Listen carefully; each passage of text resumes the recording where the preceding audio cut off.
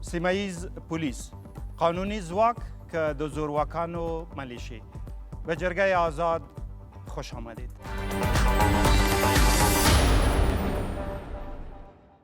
پلیس محلی از نظر مردم محلی موضوع جرگه آزاد امروز ماست با این مهمانان: پاسوال علی شاه احمدزی رئیس عمومی پلیس محلی افغانستان، کمال ساپه په ولسی جرګه کې د کندوز استازی چې د سیمه‌ایزو پولیسو شتوالی په دغه ولایت کې پراخ نندریز شوی دی، محمد موسی محمودی رئیس اجرایوی کمیسیون حقوق بشر افغانستان، همیرا کوزاد د بغلان ولایت د عامه اړیکو پخوانی سلاکاره چې له سیمه‌ایزو پولیس څخه د لومړي لاس تجربې لري، او زه مو کوربه داود جنبش یم.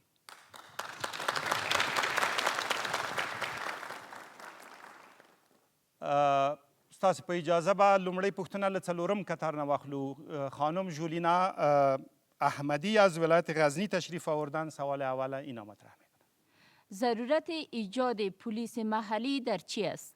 بسیار تشکر جنرال صاحب. چرا پلیس محلی ایجاد شده؟ فکر میکنم 2010 بود که برای اولین بار در مورد ایجاد پلیس محلی که او وقت به خیالم اربکی هم میخواندن تصمیم گرفته شد.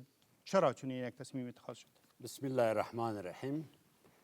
سیمه‌ایز پلیس یا محلی پلیس د یو ضرورت له مخې چې په افغانستان کې څه کم 40 کاله جنګ او په لرو پرتو سیمو کې زموږ امنیتي تشکیلات کم وو، هغلته رسیدګي نه سوه کېدی.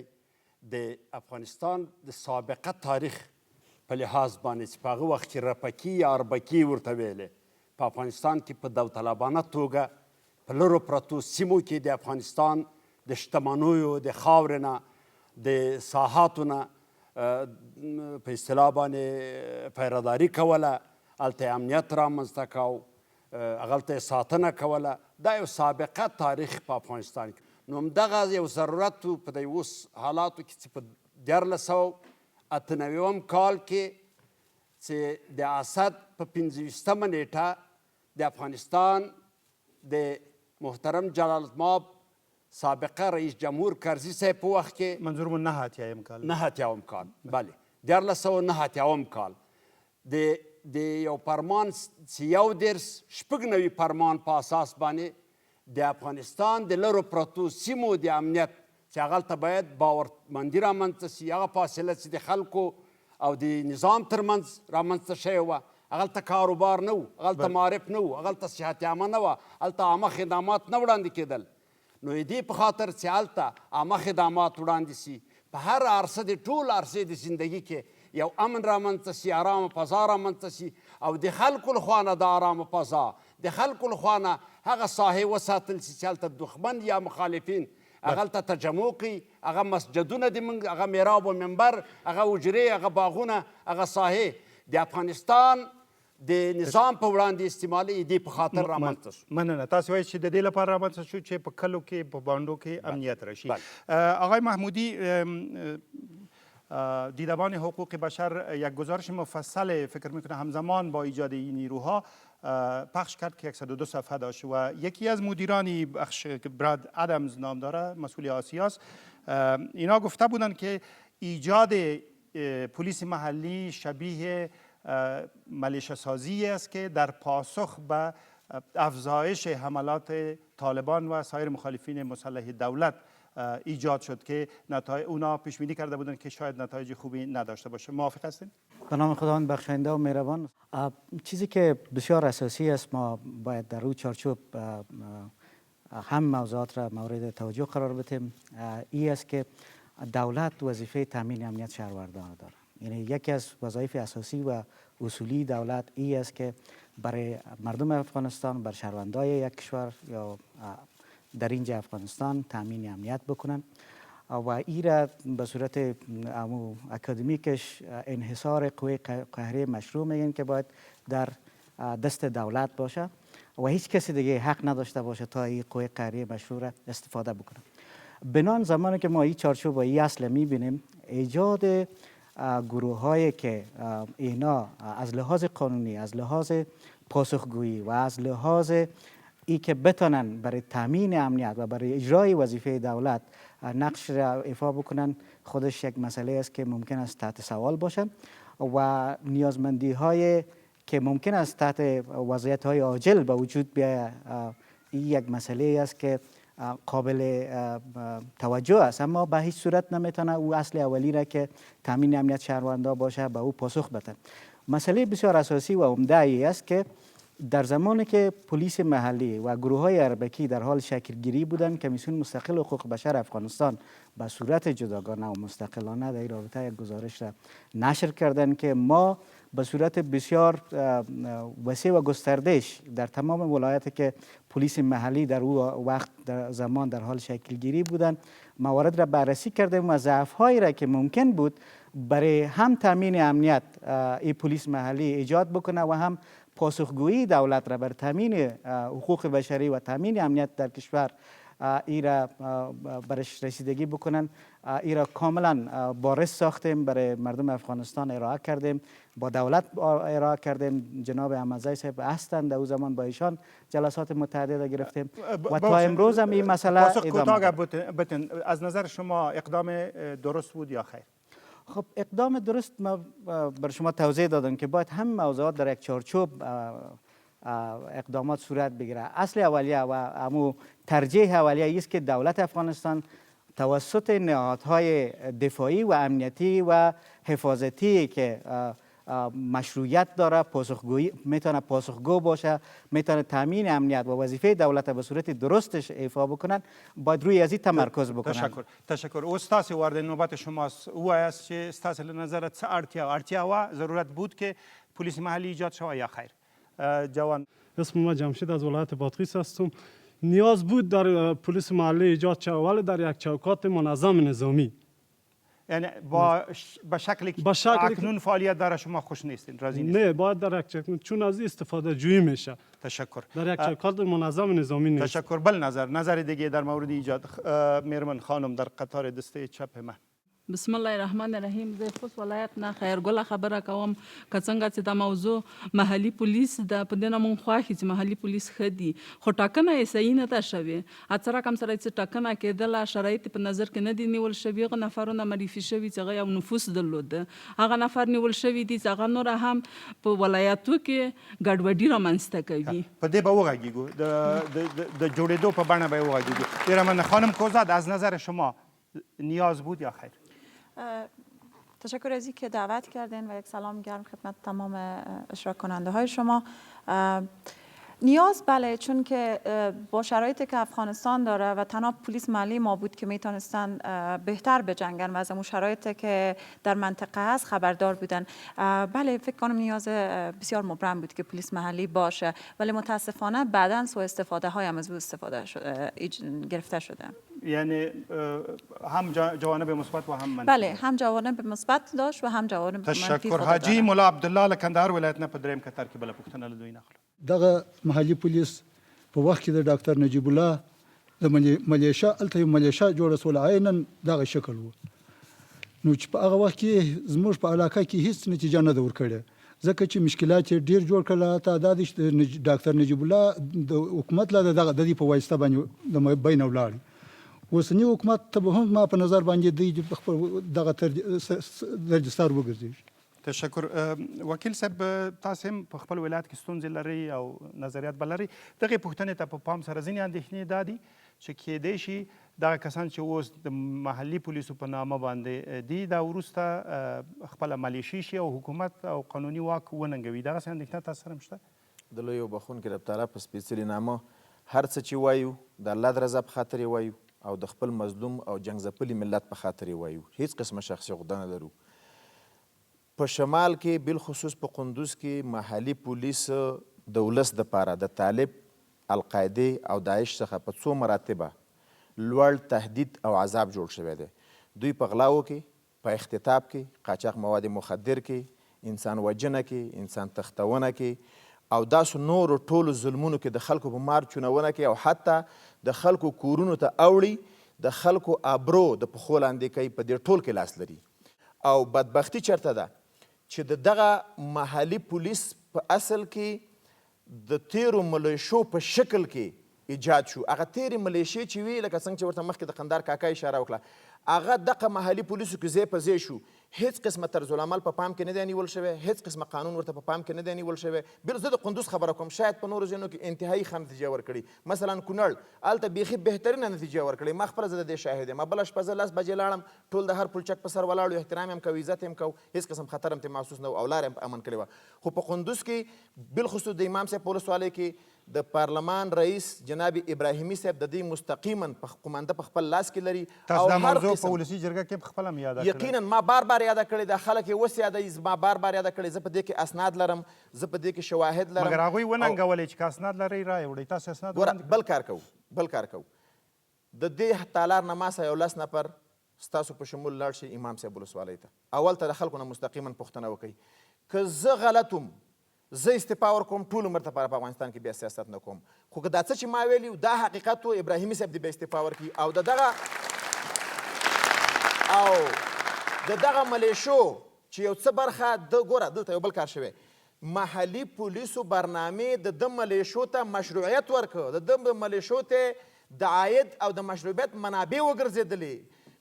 د ده 100 نفر 10 نفر پکې محلي پولیسي او 90 نفر د ده ملیشي. که ورته ویوی بیادر ایخو در برنامه دولت است، ایخو در چارچوب پلیس محلی است، شما خو را دست دادن میتونین. با وجود د دې چې هغوی د هر قسم جنایت مرتکب کیږي، د هر قسم ظلم مرتکب کیږي، په خدای باور وکئ، د خلکو نه ژوند اخیستی، زندگی اخیستی. والله بالله تاسو باور وکئ په شمال کې دا محلي پولیس د طالبانو د تولید کارخانه ګرځېدلې. ټول ولس 90% ولس د دوی په وجه باندې طالبان شوي دي، د دولت نه فاصله نیولې او ځوانان یې قصدا د دوی نه د غچ اخیستلو په خاطر چې دوی پې ظلمونه کړي، د طالبانو په صفونو کې خوښ دي یا ناخوښ دي ځای په ځای شوي دي. تشکر. انتقاداتی که در اینجا در جرگه مطرح شد آقای صافی در ولسی جرگه هم مطرح کرده بودند و آقای ابراهیمی به اونا پاسخ دادند، ولی اگر خواستن آقای ابراهیمی پاسخهای دیگه داشته باشند میتونن مستقیما به اداره ما بفرستن. آل نظریات شما را میشنویم. از نظر شما آنچه بزرگوار از قندهار مطرح کرد که شباهت داره با ملیشه‌های زمان دکتر نجیب، تعداد از شما شاید به خاطر داشته باشین، تعداد از شما شاید شنیده باشین که در وقت هم نیروهای ملیشه‌ای ایجاد شده و در آخر نظام توسط بخش از اون ملیشه‌ها ساقط شد. فکر میکنین نگرانی های از این قبیل به شما هم هست یا خیر؟ بفرمایید. وارث خان ما د صاحب د ولسوالۍ نه او دا نگرانی ټول ملت سره شته ده، ځکه په دې محلي پولیس کې سیمه ییز پولیس کې داسې خلک شته دي چې یعنې 98% دوی سواد نه لري، دوی کې یعنې هغه نظامي قوانین بشري قوانینو مطابق چې باید ماشوم پکې نه وي، دوی کې ماشومان سته ما په خپلو سترګو لیدلي، په نشه یي توګه روږدي کسان شته دي، اختطاف والا لکه وکیل صاحب اشاره وکړه دا پکې شته دي او د ځمکو غاصبین شته دي. دا ټول د قومي ویش په اساس باندې مخورو کسانو له هغه نه استفاده کیږي.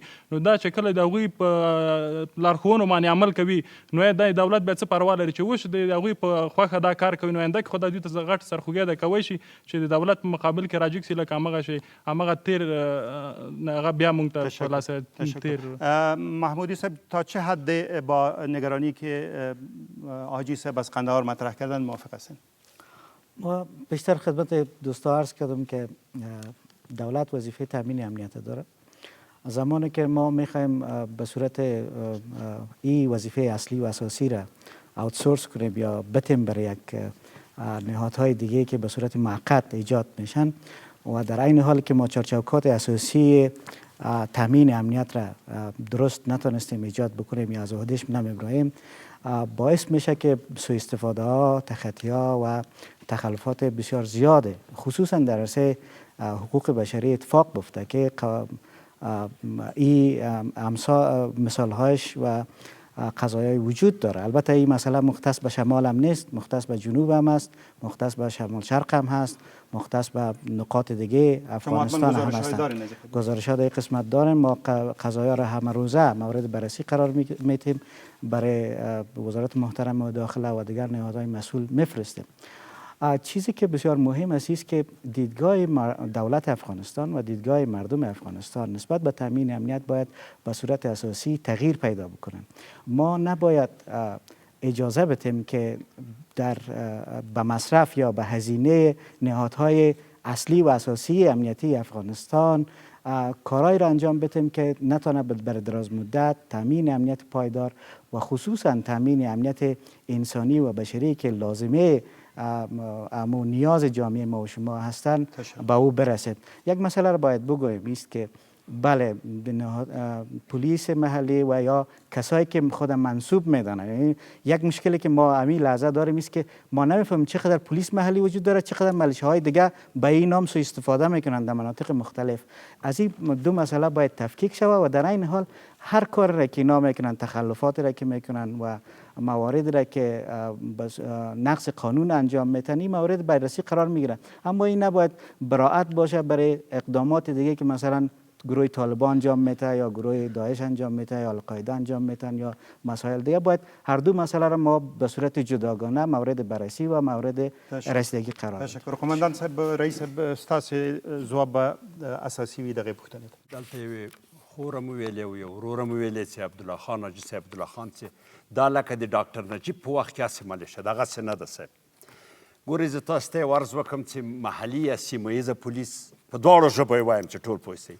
محلي یا سیمه ییزه پولیس یو چوکاټ لري، دا 10,000 تشکیل لري، په 109 ولسوالیو کې دي، په مختلفو کټګوریو کې، یعنی اندازه ارقام زیاتره ولسوالیو کې حتی داوطلبانه یو تشکیل ده. دا د زور خبره نه ده. د دې پروسیجر د جلب و جذب داسې ده، پروسیجر جلب و جذب از این طور است که توسط شوراهای مردمی معرفی میشه و برای تنفیذ قانون نیست، به یک معاش کم، به امتیازات مادی و تکنیکی کم که از بودجه افغانستان نیست، از نهادهای امنیتی و دفاعی ما، از بودجه امریکا که تکس و مالیه و جمع میکنه و یک کمک برای بهبود مومد واقع میشه برای نهادهای ملی و امنیتی و دفاعی. این بسیار معاش کم داره، 6,000 افغانی معاش داره. وقتی که 2 نفر یا 3 نفر تضمین نکنه از همین شوراهایی که در ولسوالی ها و در ساحات مختلف وجود داره، با منافع ملی افغانستان منافع چی است؟ اول منافع باید تعریف شو. مردم یک قسم دیگه تعریف میکنه، ما به شکل دیگه ای که ارزش های دینی ما، قانون اساسی ما، دو دستور و عنانات پسندیده ای که قبول شده است، ایرا به نزد مردم معتمد باشه، وحدت ملی را به مثابه مرده که چشم ارجگذاری کنه. شخصی که به جرایم اجتماعی مبتلا نباشه، محکوم نباشه به قاچاق، به نقض حقوق بشر، با جنگ هایی که در افغانستان صورت گرفته در او شامل نباشه، شخص باشه که متعهد باشه با آرمان های والای مردم ما. این تو اشخاص و افرادی که وقتی که شورا معرفی میشه، بعد از او فیلتر استخباراتی میشه، بعد از او یک کمیته وجود داره که توسط او کمیته اسنادش دیده میشه. یک برادر وکیل صاحب چې څه ویل په شمال کې منظور مې دا دی چې هغه جدا دي له محلي پولیسو نه که ستاسې برخه ده. دغه تم رازم لن که وایس وقتی که یک برادر ما گفت که زیر سن 18 اطفال در اوجه وجود داره، ما 81 نفر اطفال کشیدیم و افغانستان در لیست سیاه بود. محمودی صاحب حضور داره، از لیست سیاه افغانستان برآمد در طول فعالیتی که صورت گرفته، نه تنها در شمال، در تمام افغانستان، در 29 ولایت، در 179 ولسوالی فعالیت صورت گرفت توسط گروپ های مشخصی که در او استخبارات، ارگان های محلی، امنیت دولتی، وزارت دفاع و وزارت داخله بر علاوه پرسنل ما که در اوجه توظیف بوده او را از فیلتر تیر کردن و خوشبختانه دی گزارشی که نشر شده دا مملکت دیگه در لیست سیاه بوده، افغانستان از لیست سیاه برآمد. به این منظور آمدیم درباره جناب وکیل صاحب که در قندوز گفت بله در قندوز مشکل موجود داره و مشکلی اینطور نیست که مشکل توسط یک 5 نفر یا 6 نفر حل شود.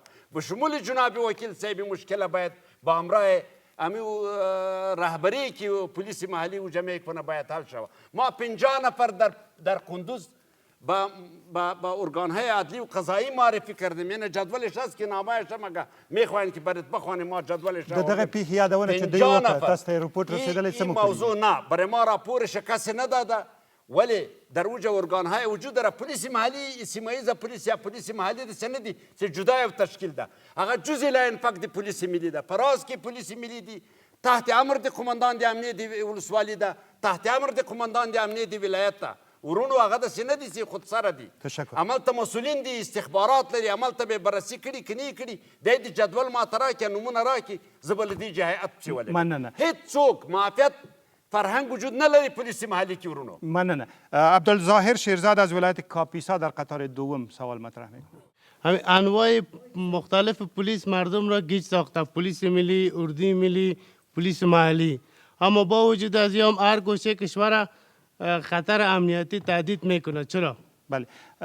خانم کوزاد با توجه به این سوال نظریات وجود داره که ایجاد انواع نیروها از جمله پلیس محلی، پلیس چتورکایی، پلیس چی، پلیس شارع مردم گیج ساخته و گاه ملیشاها و دزدها هم از این یونیفرم استفاده میکنه. فکر میکنین راه درست چی خواهد بود؟ آیا تمام پلیس یک نیرو شود یا همین شکل ادامه پیدا کنه؟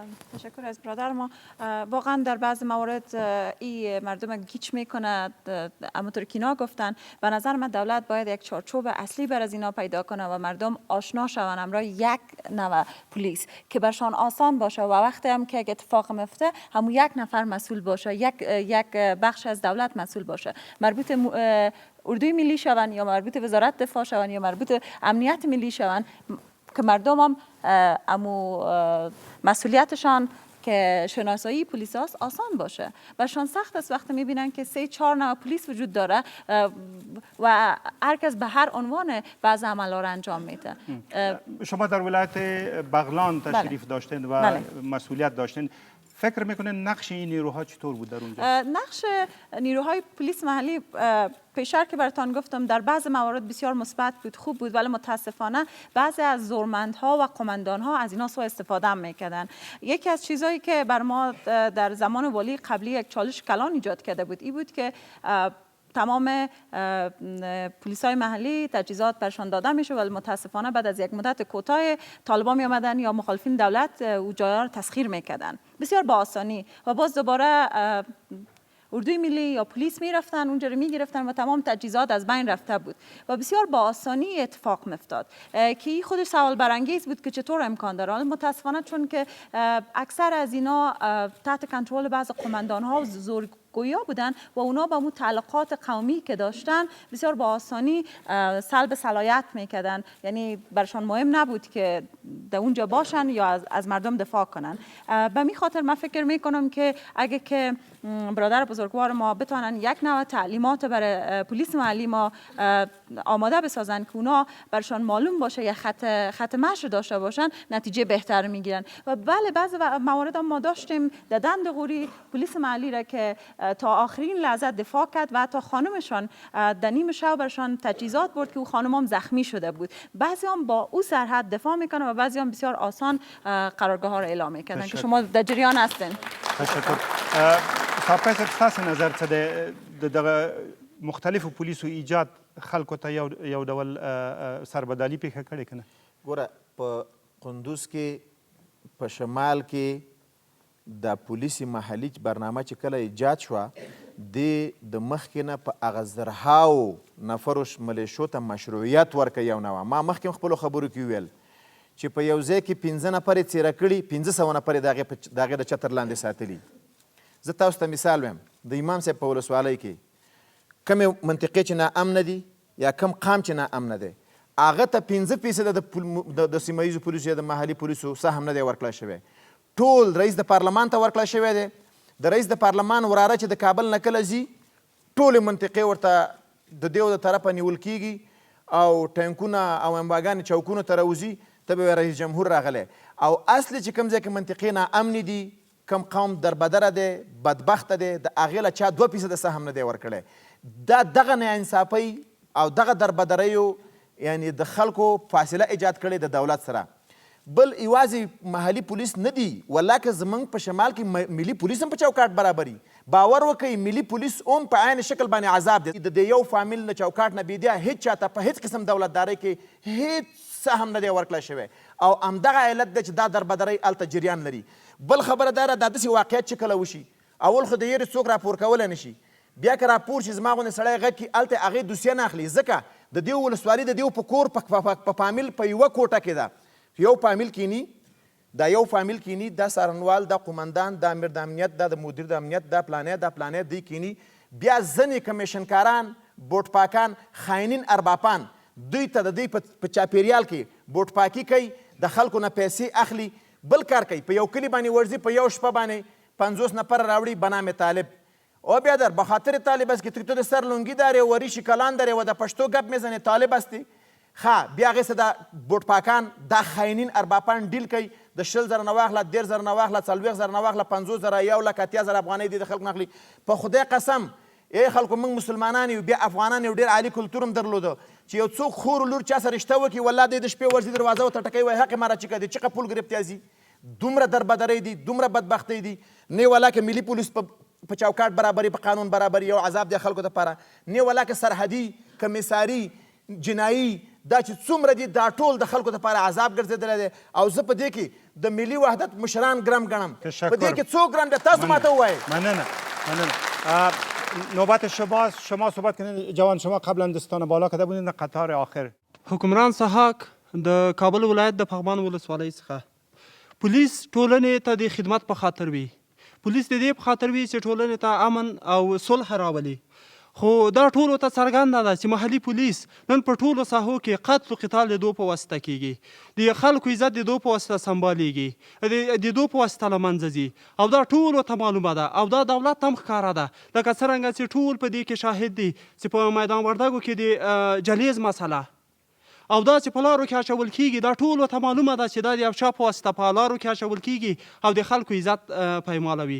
د سیاست له موټرو څخه راکوزوي نو دې کې ولې دولت اقدام نه کوي او که دولت اقدام نه کوي او په دې کې ملت اقدام وکړي نو بیا ولې د دولت په واسطه راکش کیږي ځکه چې موږ مسلمانان یو او په مسلمانانو کې بیا افغانان یو د هر چا د خپل عزت څخه دفاع په هر مسلمان باندې واجب ده که چیرې دوی د خپل عزت څخه دفاع کوي نو هغه بیا ولې د دولت په واسطه راکش کیږي نه ما هیله وکړه چې کلان نوغی خانم در قطار دوم انیلا هستم از ولایت سرپل چند دقیقه پیش درباره یونیفرمش چیز گفتین چرا پلیس محلی یونیفرم ندارن اگه یونیفرم دارن چرا براشان به همگیشان توزیع نمیشه ما فعلا در ولایت سرپل 800 پلیس محلی است به کلشان یونیفرم داده نشده اگه یونیفرم در بعضیاش داده شده اونا نمیپوشن ما هیچ فرق کرده نمیتونیم که اینا چرا امو گفته قبلی تایید میکنن که اینا طالب هستن یا پلیس محلی هستن کل مردم به تشویش هستن به خاطر ازی بزرگوار در اینجا در قطار اول باز هم بسم الله الرحمن الرحیم سید حسن حسینی از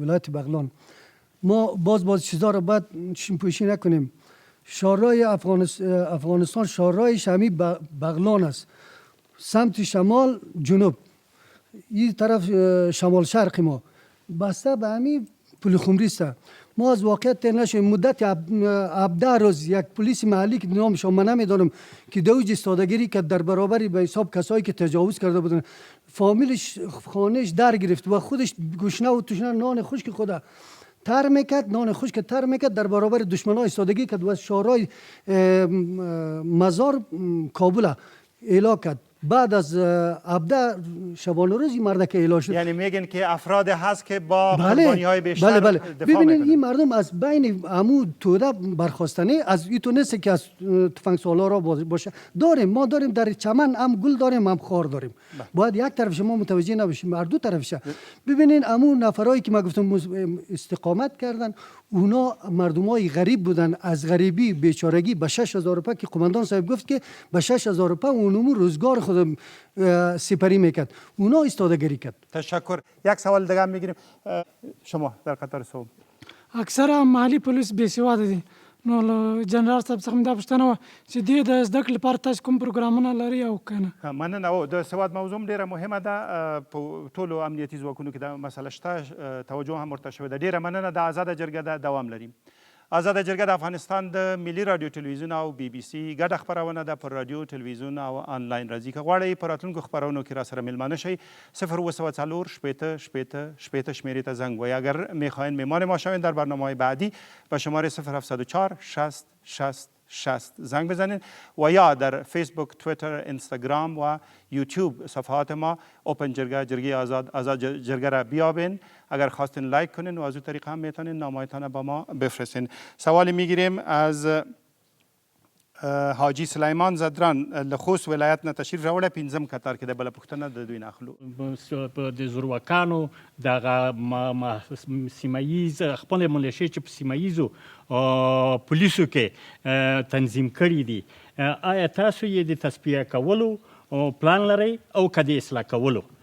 خبرو افغانستان خلک ډېر ستړي دي نوره. جنرال صاحب زما هیله دا ده، زه بیا غواړم یادونه وکړم چې وکیل صاحب مخامخ څو نیوکې د ولسي جرګې په رئیس عبدالرؤف ابراهیمي باندې وکړې. دوی خپل ځواب البته دا ناندرۍ په پارلمان کې هم تېرې شوي دي، خو دلته بیا مطرح شوي که ابراهیمي صاحب غواړي ځواب وایي د خپرونې د نشر نه وروسته یکشنبه کې کولی شي زموږ سره میلمه شي. جنرال صاحب مهرباني وکړئ، اندېښنه شته په ولس سره شته، سره دی چې دغه مشر له بغلان ولایت نه ویل چې مثبت کارونه هم شوي دي، نورې به هم تجربې لري، خو د زورواکانو شتوالي ته هم اشاره کیږي چې دغه ځواکونه دوی د ځان لپاره کاروي. ځواب مو تاسو کوم پلان لرئ چې دوی تصفیه کوي که نه؟ عرض مې دا ده چې موږ د دې زورواکانو خبر چې جناب وکیل صاحب وکړه، وایي ټانکونه لري، پولیس محلي بیچاره یو کلشنکوپ او پیکا لري، حتی ټانکونه نه لري، دا یو چې هغه د نورو نهادو هغه په ما پورې اړه نه لري. او راغلو داسې مختلف پولیس دي، نه پولیس ملي، اردوی ملي، امنیت ملي او پولیس سیمهییزه، دا یې بخشونه دي لکه سرحدي، لکه نظم عامه، دا هم پولیس ملي دي، د یو امر لاندې دي، جزء لا انفاق دی وزارت داخلي دي، خو بخشونه او څانګې رشتې جدا جدا دي، لکه جنایي، لکه کشف، دا په ټولو دنیا کې مروج ده دا تشکیل. د یو مملکت ضرورت ده. سیمهییزه پولیس ورونو داسې نه دي چې هغه خود به خود راغلي دي او هر چېرته لکه ملیشې. موږ ویو په کندوز کې 2500 غیر مسؤل مسلح ملیشې لرو چې هغه سیمهییز نه دي، چې هغه سیمهییز نه دي، خو کار او فعالیت د هغو فعالیتونه چې غیر قانوني دي هغه نسبت خلک ورکوي، خپل هم نسبت ورکوي سیمهییزو پولیسو ته.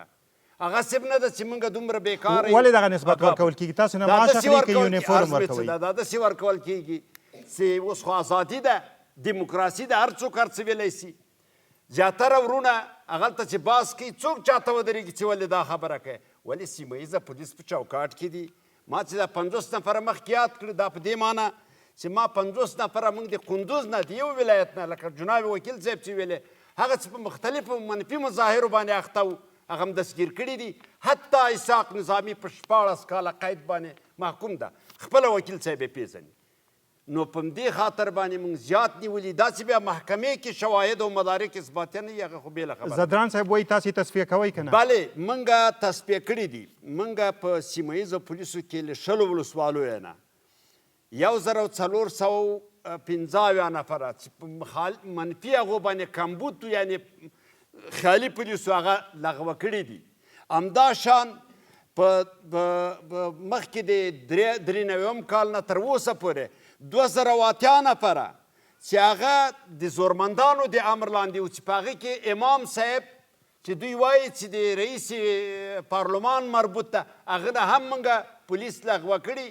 چې دا تاسې د ننني هغه نه زه اعلان ورکوم چې زه خپله ورته ورغلی یم، هغه نه 80 نفره لغوه کړه، چې هغه هم داسې شکایتونه و چې زورمندان دي د سره دي، هغه دا هم لغوه کړي په نورو ولسوالیو کې چې هلته ضرورت و هلته موږ جای په جای کړي. ستاسې د مقررې له مخې وبخئ، د سیمهییزو پولیسو د مقررې له مخې سیمهییز پولیس باډیګارد نشي کېدی، د چا ډرایور نشي کېدی، ولې مو ورکړي؟ محافظ، باډیګارد او خدمتی هیچ چېرته نشي. دا لپاره تنفیذ د قانون نه دی، برای تنفیذ قانون نیست، بلکه پلیس مومد واقع میشه برای تنفیذ قانون. یعنی به معنای ازی که پلیس محلی کسی را دستگیر کرده نمیتونه، تحت نظارت گرفته نمیتونه، تلاشی میکنه. وقتی که به امر پلیس ملی درازش پلیس ملی مشکلات داریم، ولی را با جرأت برتان میگم اگر پلیس محلی نباشه، پلیس سیمهییز پلیس که میگه ما 80% ولسوالی را سقوط یعنی تصورش میکنیم. به این معنی که شما نمیتوانید که با 32 نفر یا 35 نفر یا 50 نفر پلیس ملی یک ولسوالی در این شرایط بسیار حاد ناامن که دست جمعی مخالفین حمله میکنه او را شما حفاظت کنید.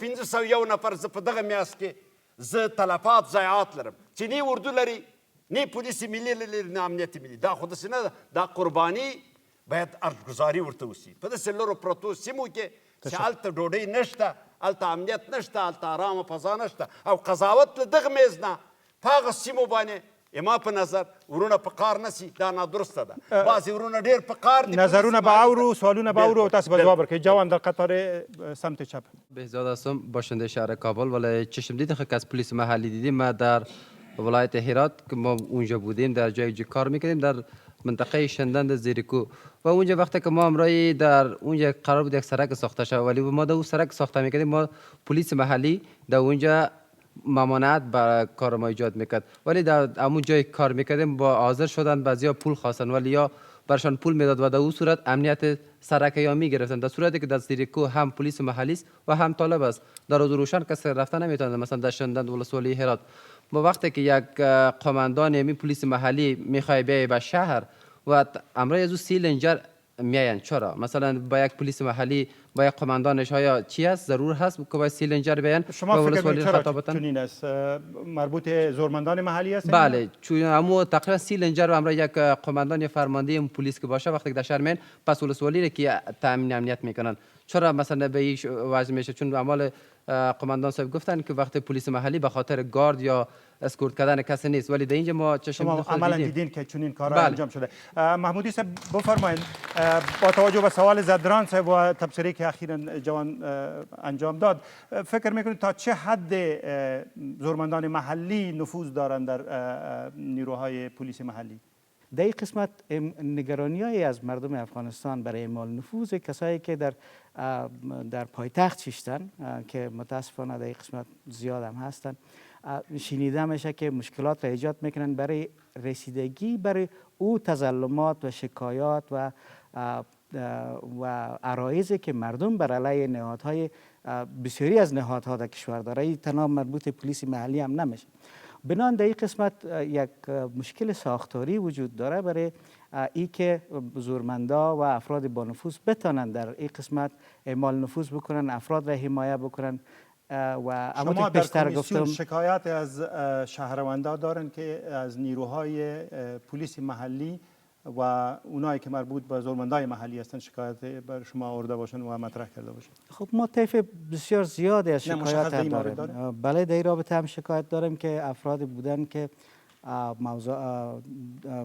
آمدن مردم را کوب کردن باعث آزار اذیت شدن همونطور گفتین مانع اجرای بعضی از کارها شدن این شکایات وجود داشته البته یک روند طبیعی از پلیس ملی هم ما این شکایات را داریم از افراد دیگه هم این شکایات را داریم به عنوان یک مرجع رسیدگی به این قضایا که این مسائل برش رسیدگی صورت گرفته اما یک سلسله اقدامات روی دست گرفته شده که ما امیدوار هستیم که بتانه پلیس محلی را منضبط بسازه و پاسخگو بسازه مثلا یک بورد که در این قسمت مدیریت میکنن یک بورد حاکمه یا هیئت حاکمه در این قسمت پیش بینی شده که ما امیدوار هستیم روی از این مسئله دولت جدی کار بکنن و اقدامات دیگه که میتونه پلیس محلی را پاسخگو بسازن و این اگر جزء پلیس ملی هست و تحت فرماندهی و قمانده پلیس ملی هستن باید تمام اونمو الزامات و پاسخگویی که دولت افغانستان داره پلیس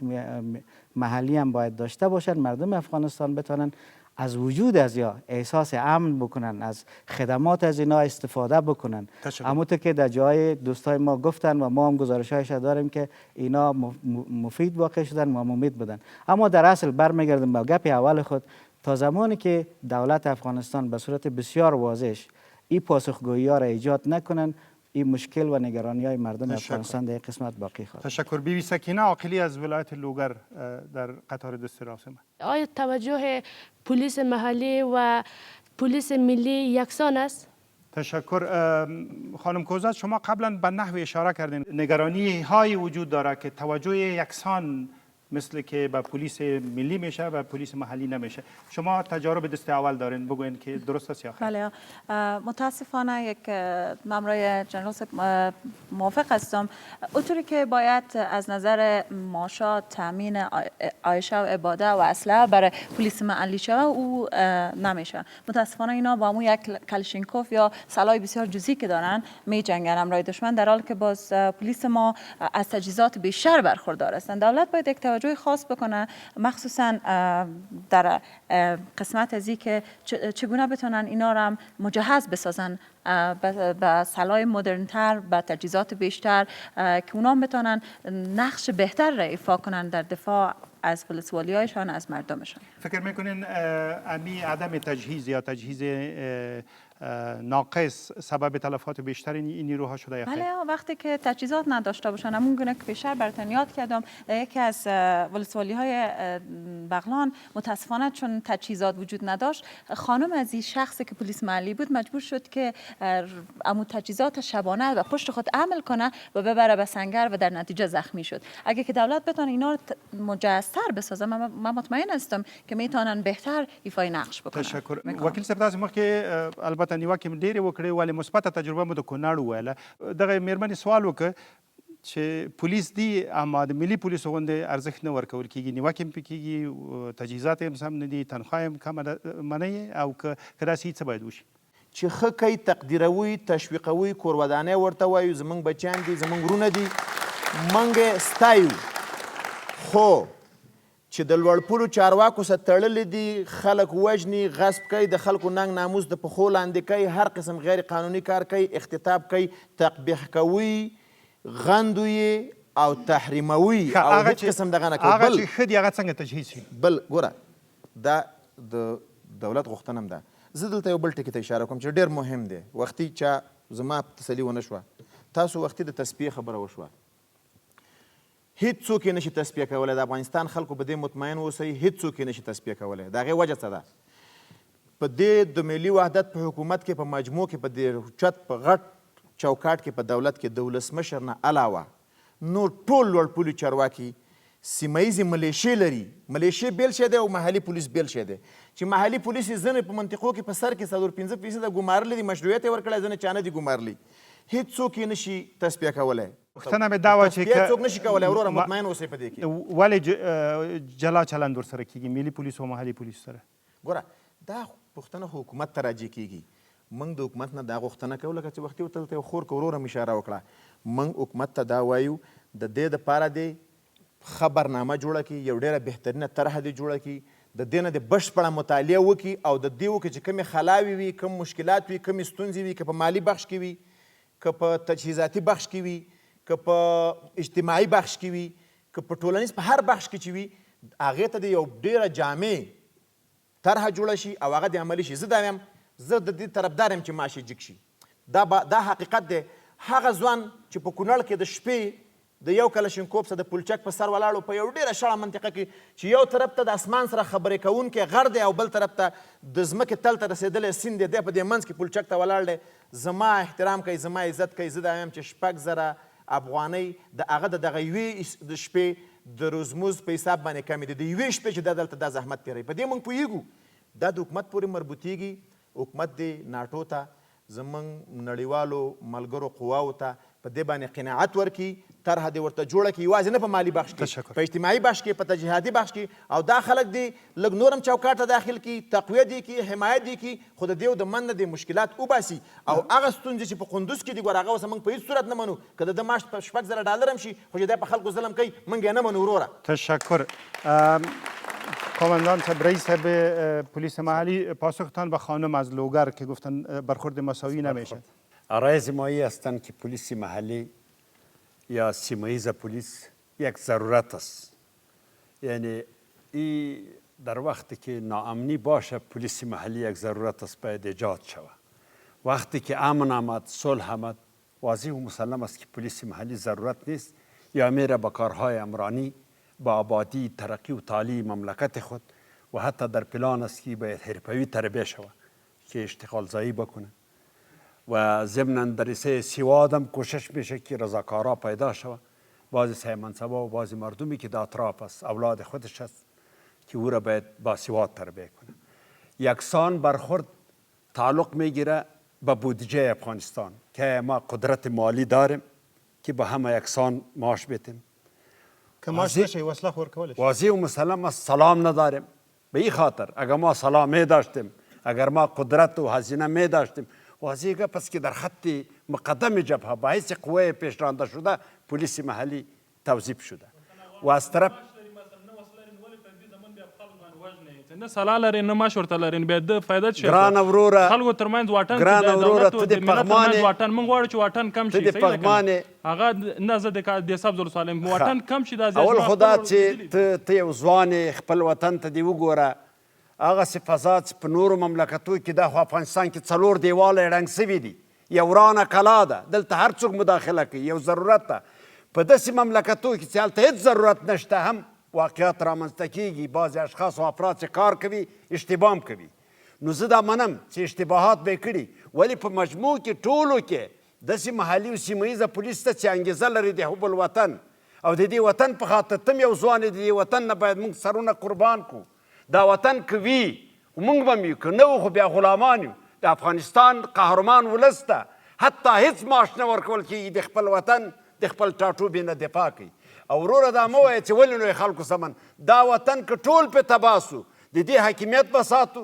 د قانون او د دې نظام د دې خلکو عفت او عزت به ساتو په دې خاطر باندې کم معاش عرض مې څه ده دیالوګ نسی کم معاش دا یو بخور نمیر زندگی ده یعنی بیخي کم ده په دې پیږو ولې افتخار د افغانستان دی په دې به اولاد هم ویاړي زمن به هم ویاړي که امنیت راغی صلح راغله چې د ما پلار د دې مقدس خاورې نه دفاع کړي مننه نوبت شماست نظریاتتان در مورد پلیس محلی تاسو چه خبری وکړئ مغږیږئ هغوی چې کسانی که تا هنوز نوبت صحبت نیافتن دست بالا کنید ځوانه په کول کې دغلته بسم الله الرحمن الرحیم شمس الرحمن یم د لغمان ولایت څخه مخکې خور پوښتنه وکړه چې دا ولې محلي پولیس او ملي پولیس دي دوی ترمنځ انډول نه ساتل کیږي نو زمونږ په زه به مثال وایم زمونږ په خپله ورسوالی کې چې مونږ خپله اوسېږو طالبان دي هغې چې دی مونږ نه په زور وشر اخلي هر څه چې په زور اخلي کله چې د دې منطقې ته راشو کوم محصول چې مونږ تولیدوو مارکیټ دپاره هماغه مونږ سره سمه نیمایي کوي وایي تاسو طالبان د ډوډۍ ورکوئ نو زمونږ حق ترې راکوئ نو مونږ څنګه د دغې ته څنګه کوو دې سره روغه جوړه وکړو هغې ښه وګڼو چې تر څو مونږ د دولت ته نږدې شو صحیح مننه ستاسو غږ واورېدل شو خانم شما صحبت کردین خانم در قطار سوم جان محمدی هستم اگر امریکا از کدام ولایت تشریف آوردین؟ ولایت پرمن ولایت سیاگرد غربن اگر امریکا کمک‌های خود را در برابر شما قطع کند شما چی برنامه‌های روی دست دارید که با پلیس‌های محلی در آینده بر اینا شما عملی کنید آیا اینا بشینن بیکار در خانه مثال با ماشی که 6000 اینا داشت سالها جنگیدن تشکر از شما سبحان الله ساحل له ننګرهار ولایت نه پوښتنه مطرح کړي د 2013 میلادي کال نه وروسته د محلي پولیسو د شورا څنګه ارزوئ تاسو محلي پولیس څنګه ارزوئ دا نه خارجي کومکونه چې تاسو باندې بند شي تاسو څنګه ارزوئ مننه محمودی صاحب اگر شما با پاسخ اول بپردازین نگرانی های از طرف گروه بین المللی بحران مطرح شده بود که با توجه به تجربه چند سال قبل وقتی که پلیس مؤسسات خصوصی لغو شد و اینا نگرانی دارن که وقتی که اونا را خواستن به خانه هایشان بفرستن تعداد از اونا ابا ورزیدن نگرانی دارن که این نیروها نخواهند به خانه های خود برن و از اسلحه‌شان سوء استفاده بکنن من فکر میکنم که در افغانستان که جنگ درش ادامه داره و ما هر روز میبینیم که سرزمین ما و شما مورد تهاجم است و مردم افغانستان قربانی میشن هر روز نگرانی های زیادی وجود داره برای آینده نگرانی های زیادی برای تامین امنیت وجود داره برای تامین حقوق بشر وجود داره برای حفظ دستاوردها وجود داره یک چیزی که بسیار مهم است که مردم افغانستان آگاهی را داشته باشه و دولت افغانستان هم اقدامات پیشگیرانه را روی دست بگیرن که بتانن به همه مواردی که این نگرانی ها هستند یا درس هایی که از گذشته آموختن به اونا رسیدگی بسیار مؤثر بکنن مثلا ما در سالهای اوایل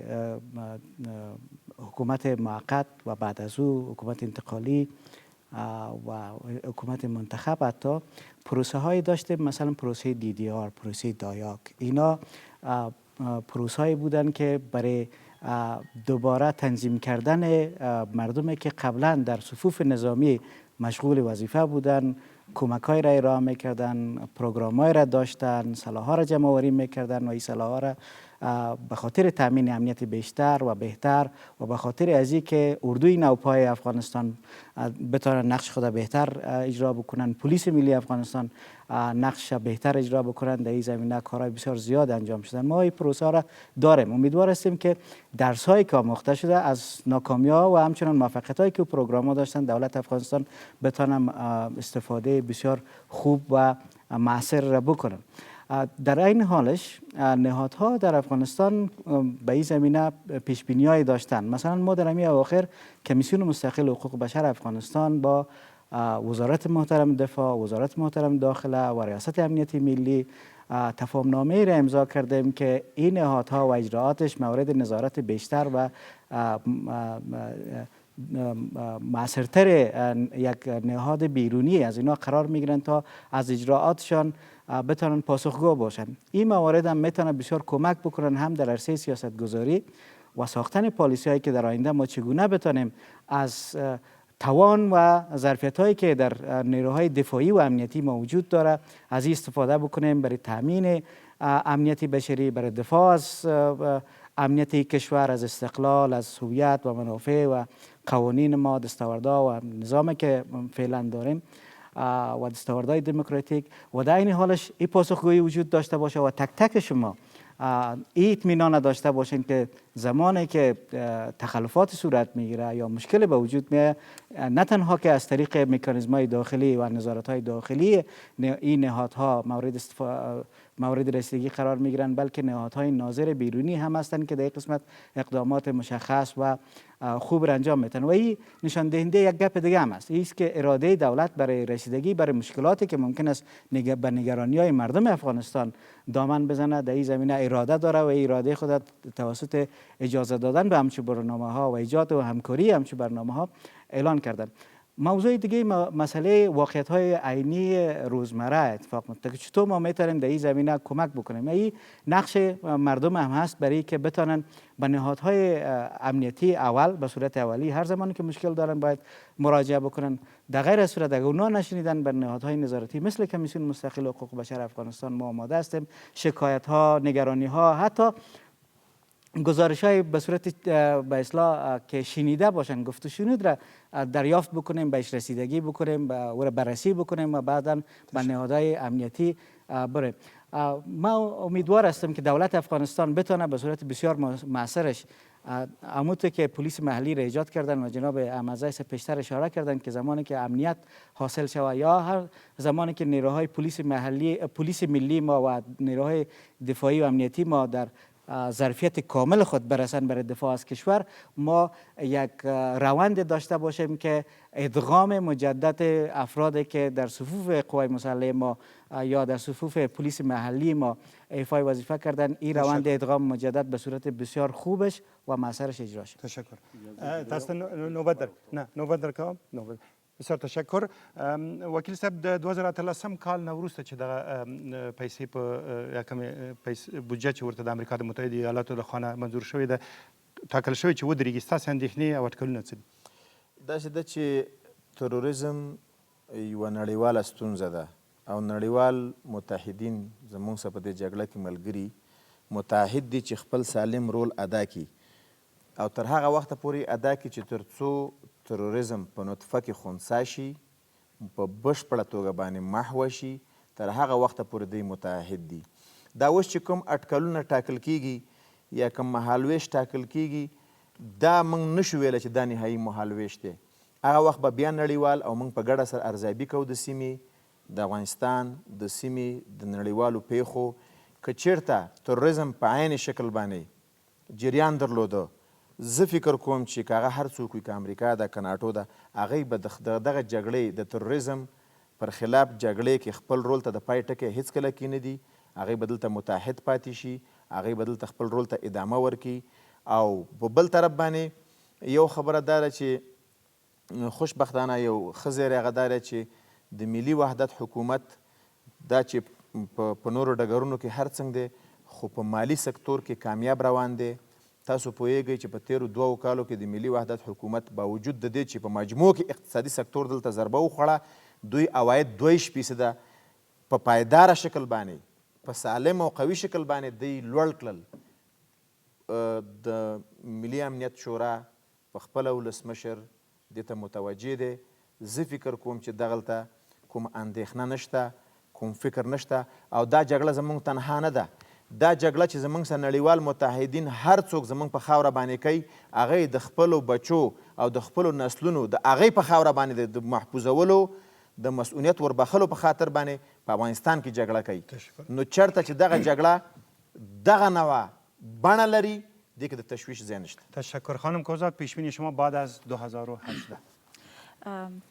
فکر کنم تا سال 2018 تقریبا 2 سال دیگه داریم و در 2 سال میتونن برنامه‌هایی رو روی دست بگیرن که از نظر اقتصادی راه‌ها و تعلیمات را برای پلیس‌های محلی ما پیشکش کنن، چون اونطوری که در ولایت بغلان است اکثر از اینا کشاورز هستند و خودکفا. اگه بتونن برنامه‌هایی را اینا آماده بسازن که تا در حین زمان به وظیفه خود باشن و در اسه آموزش و تعلیمات مسلکی هم رایز اینا کمک شود که بعد از اینکه سال 2018 میآید و ختم بودجه آمریکاست، اینا بتونن وارد مارکت کار شون. امیدوار هستم روی از یک پلانگذاری دولت و همچنین آقای احمدزی کوشش کنه. و تا سال 2018 همونجوری که وکیل صاحب گفتن، متاسفانه هنوز هم جنگ دوام داره، روز به روز شدت پیدا کرده است ناامنی‌ها و من مطمئن هستم که آمریکا بودجه خود تا سال 2018 قطعا نمیکنه، چون او پیمان را که امرای ما داشتن یا امرای به خاطر آوردن صلح در افغانستان تا هنوز 100% نشده. روز به روز اوضاع نارام شده است، چی در جنوب چی در شمال، و تا او زمان من مطمئن هستم که برنامه‌های دولت روی کار خواهد گرفت که چه قسم اینا بتونن در ادغام مجدد پس دوباره شامل شوند. تشکر. جنرال صاحب احمدزی، ستاسو ورده در راتلونکي اټکلونه، اندېښنې او پلانونه؟ رئیس مداد صاحب چې په افغانستان کې د فعلي وضع د ناامني روز په روز باندې زیاتېږي نه کمیږي او دا اخري قوس سعودي ته ځان ورساو. نو د امریکا یا ناټو په افغانستان کې کومکونه به 2013 کال پورې مرتبط نه وي، اړه به نه لري، بلکې موږ په خپله باندې لکه چې دا خور ویلې یا د وکیل صاحب جناب وکیل صاحب او محمودي صاحب ویلې، موږ به په افغانستان کې په دې امید یو، ناامیده کېږو به نه. موږ هم د طبیعت په لحاظ انسانان یو، ارامه فضا غواړو، صلح به وي، خو یو زمانګیر به وي څو پورې دغه مخالفې ډلې په دې پوه سي چې افغانستان د موږ کور ده، واحد تن لرو، وجود لرو، راسي دلته د خپلو ورونو سره یو ځای سي. که امنیت راغی دا به لغوه کېږي محلي پولیس، سیمه ییزه پولیس. یعنې دا داسې نه دي. اوس هم 2 کاله قرارداد کوي، 2 کاله چې پوره سي خپله سلا تسلیموي، بیرته ځي خپل کاروبار، شخصي کاروبار ته. تر اوسه هم کومه ستونزه ترې نه ده؟ نه، تر اوسه کومه ستونزه نشته، بلکې په کشک کوهنې کې یو 80 نفره چې زورمندانو ما لغوه کړه، البته د مقام وزارت د اوامرو په اساس، هلته سلا یوه میاشت یا 2 میاشتې ورسره و، هغه د اوس دغه نږدې یو 100 شپې مخکې خپله سلا راوړه، تسلیم یې کړه. انشاءالله د افغانستان خلک که بیا فرضاً ناامني وي، لاس هم واخلي دنیا. موږ پخوا څه پیسې نه ورکولې سربازانو ته، داوطلبانه وه او دا حتمي و ضروري وه چې هر فرد د دې خاورې به عسکري کوي، د دې وطن نه به دفاع کوي، د دې خلکو نه، د دې نظام نه، د دې مقدس خاورې نه. انشاءالله که ضرورت پیدا سه د افغانستان لویان او بزرگان به کینی یا شورا به د من کینی، فیصله به کوي چې هر افغان باندې قانون به تغییر خوري. فرض عین ده سربازي، او سربازي به خویندې ورونه لاس په لاس د دې وطن نه کوي او دفاع به کوي. موږ افغانان یو او افغانستان تاریخ کې ولولئ، هېڅ کله هم دومره معاش چاته نه ده ورکول سوی، ولې د دې خاورې خدای به دا بې اتفاقي لرې کړي. موږ ډېر ضرورت دې ته لرو چې تعلیم و تربیه اتفاق او اتحاد وکړو، قومي ګرایشونه لرې سي او سره ورونه سو، یو موټی سو، یو ملت سو، انشاءالله کامیاب وي. ډېره مننه. برنامه جرگه آزاد در مورد پلیس محلی در همینجا به پایان میرسه، اما وعده ما است که یک شنبه آینده BBC همین موضوع را در برنامه شامگاهی خود دنبال میکنه و از او تعداد افرادی که نامایشان اینجا گرفته شد و اتهامات وارد شد، اگر خواسته باشند میتونن مستقیما در او برنامه زنگ بزنن، سهم بگیرن و از خود دفاع بکنن. در غرض هغه څوک چې دلته پوښتنې پاتې شوي یا بیرون په ټولنه کې اوریدونکي چې فرصت ورته نه ده مساعد شوی که غواړي د محلي پولیسو په باره کې وغږیږي، را روانه یکشنبې دی BBC رادیو ته زنګ ووهي، ستاسې غږ خپرونه کې دی ماښامنۍ خپرونه کې ګډون وکړي. زه به له میلمنو او له حاضرینو نه په مننې د خپرونه همدلته پای ته ورسوم. خدا حافظ، د خدای پامان.